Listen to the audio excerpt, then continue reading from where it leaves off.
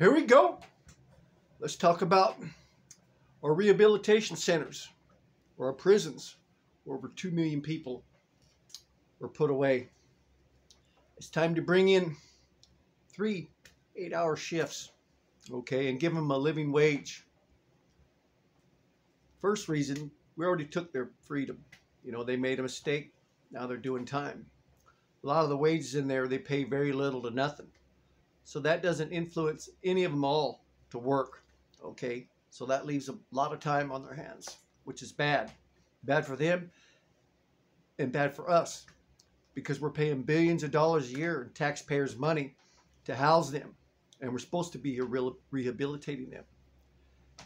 Basically, if we had a giant plant that had 3 8-hour shifts, okay, and then, you know, protect it and give them a living wage just like we make out here. Fair is fair. We took away their financial ability to make money, not only for themselves to help pay for the crimes or wrongdoings they've done, a percentage, but also to help pay for that child that was left behind at home and that single parent, and as well as put money away for themselves for when they get out. That way that's not a tax burden on us. We didn't do it, okay? They made a mistake. We didn't. The taxpayers didn't. The baby at home didn't do it. The mother at home didn't do it, okay? That's a big problem. The government for years has dumped this on our lap. We didn't do that. They made a mistake. They're paying for it. We took their freedom. Now it's time to give back their financial obligations, okay? So they can financially take care of themselves and the problems they got into, as well as take care of themselves for when they get out and sustain their family back at home, the ones that are on welfare, and that child doesn't have any opportunities. That's a big deal. And by providing them a living wage, a lot of them will be willing to work, okay? And eventually, you know, there's going to be a small percentage that might not, or they're crippled or something. But you can slowly move those out, and we're going to slowly evolve and change our prisons to financially sustain themselves. We're spending over $45,000 a year to lock up one person. We're spending $17,000 a year to educate our children, one person. That's backwards. We should be spending $45,000 a year to educate one child. And we shouldn't even be spending $17,000 a year to keep someone incarcerated or rehabilitated. It's wrong. The government's got it all screwed up. It's time to change this. The Supreme Court needs to wake up and pay attention. That's all they're at. They're a bunch of corrupted elite officials up there.